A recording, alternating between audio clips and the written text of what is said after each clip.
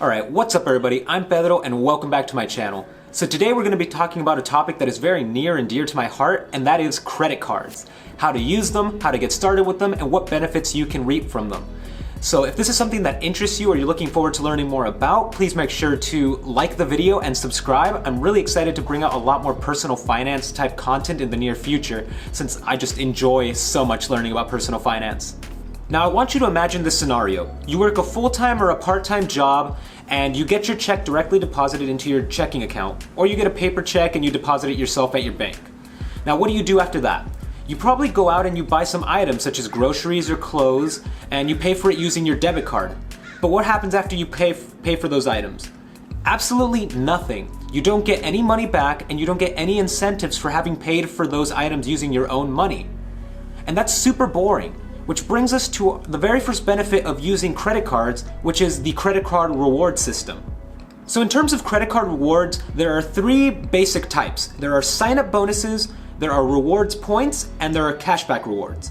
Now sign-up bonuses are essentially bonuses that you can get when you sign up for a credit card. And these usually come in the form of get $200 if you spend $500 within the first 3 months using this card. Now sign-up bonuses might seem a little counterintuitive since you need to spend money in order to make money, but the idea is that the money that you need to spend in order to get the sign-up bonus would be money that you were going to spend anyways using your debit card, whether that be to pay a bill or to make a necessary purchase. Now reward points are basically the same as cashback. They work exactly the same in terms of the percentage that you get back. They give you more flexibility in terms of what you can get in return. You could redeem them for plane tickets, or you could even redeem them for gift cards at your favorite shops or for Amazon. Now cashback rewards is your typical get money back for making a purchase. The percentage that you'll get back is going to be the same as the rewards points, and it's going to be set by your provider. It can range between 5 to 1%, with usually 1% being the amount that you get back for all of your purchases, and the 5, 3, and usually 2% categories tend to be for specific purchases at grocery stores or gas stations or specific department stores. And this is the main benefit of using a credit card. Imagine if you went to a restaurant and you had a 5% off coupon. You would 100% use that 5% off coupon, because who doesn't want to save 5% on their meal?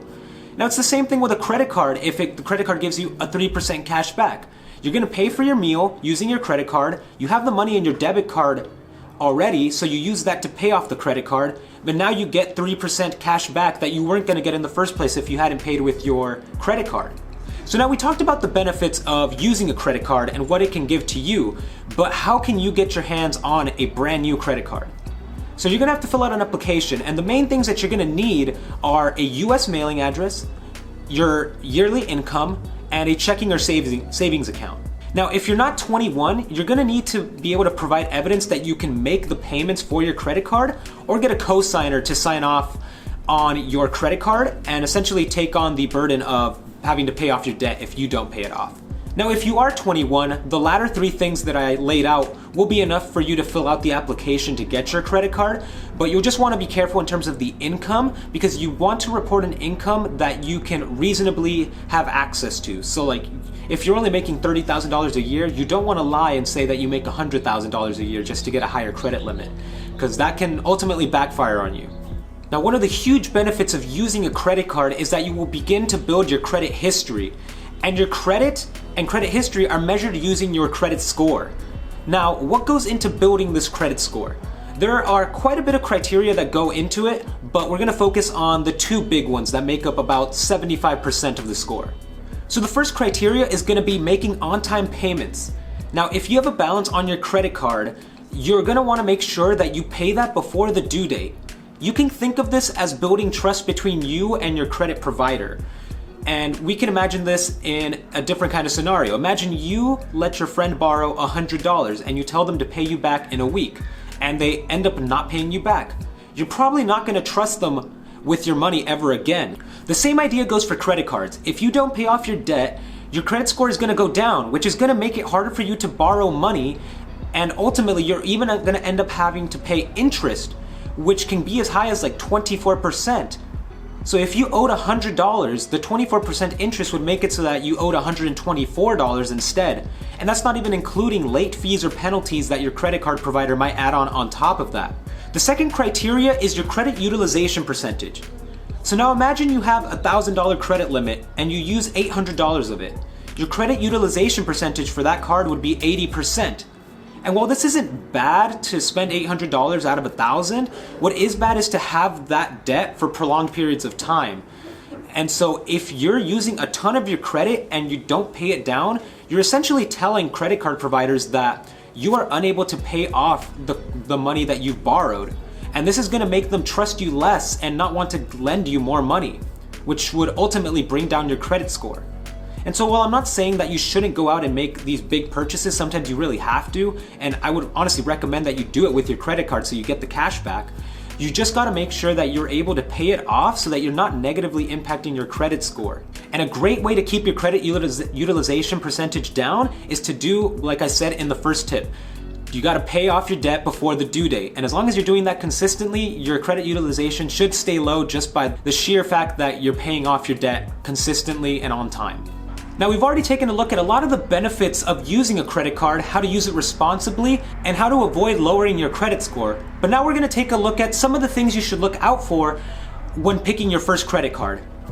Now, the first thing you wanna keep in mind is that you wanna get a credit card without an annual fee. Now, this doesn't necessarily mean that the card is worse, it just means that it comes with a lot less benefits in comparison to one of the more expensive cards, such as the Chase Sapphire Reserve, which comes with a lot of travel benefits for about $450 a year. The other thing to keep in mind is that you want to be able to upgrade your card.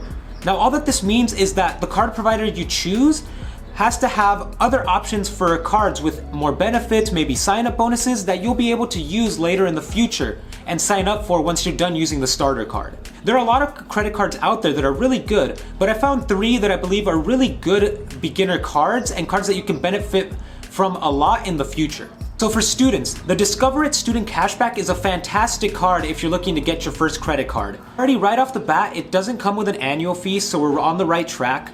And you can also earn up to 5% cash back on specific categories each quarter, such as gas, groceries, and Amazon purchases. And since this is a student credit card, another benefit that Discover offers is the Good Grades Rewards program, which offers you a $20 statement credit for every year that you earn above a 3.0 GPA. Also, after the first year of owning this card, Discover will match all of the money that you earn through cashback dollar for dollar. So if you made $100 from cashback in the first year, Discover will give you an extra $100 for using their credit card. Next up is the Blue Cash Everyday card from American Express. Now, this is the first credit card that offers you a sign-up bonus of $100 if you spend $1,000 in the first 6 months. So if you have some pending expenses for the next 6 months that you need to pay for, make sure to use this card so that you can get the sign-up bonus. Now, this card offers some really good benefits, such as 20% cashback on Amazon purchases for the first 6 months, up to $200 cashback. Unlike the Discover It student card, the cashback rewards are not rotated, so you just get a fixed 3% cashback for US supermarkets, 2% cashback at US gas stations, and a 1% cashback on all other purchases. Again, no annual fees, and American Express is a fantastic credit card provider that has a ton of great higher level cards, such as the American Express Gold. So you really can't go wrong in choosing this as a starter card. Now, the final card that I will show you is my personal favorite, and it is the Chase Freedom Unlimited. Now, this card offers you a good $200 or 20,000 reward points, a sign-up bonus for spending a reasonable $500 in the first 3 months of owning the card. And the rewards for this card are really good. You can earn 5% cashback at grocery stores, not including Walmart or Target, on the first $12,000 that you spend in the first year. You can also earn 3% cashback from dining at restaurants or buying from drugstores, as well as a 1.5% cashback on all other purchases, which is much higher than the normal 1% cashback offered by a lot of other credit cards. Now, what makes this card my personal favorite is the opportunity to upgrade it, as well as the value it brings in terms of travel rewards. You can earn up to 5% cash back when you purchase travel through the Chase app. And so this is really nice because you can redeem your points in order to buy plane tickets so that you can travel, and you actually get 5% of the value you spent back as a reward. Now, if you want to get even more value from this, if you upgrade to the Chase Sapphire Preferred, what you can do is actually transfer your points from the Chase Freedom Unlimited to the Preferred, and you actually multiply those points by 1.25. And so you'll end up getting more points just by transferring them to a better card. So in terms of the value and opportunity that the Chase Freedom Unlimited brings, it's really hard to see past it as a very good go-to credit card. Alright, so we've made it to the end of the video. Thank you so much for watching. If you enjoyed the content, please make sure to hit the like button and subscribe. And if you want to see more personal finance or credit card type videos in the future, leave a comment and let me know what you'd like to see, what you enjoyed from this video, and I'll try and put more content like this out. I really enjoy learning about personal finance, and making videos about it is also really fun. So yeah, leave a comment and I will see you guys in the next video.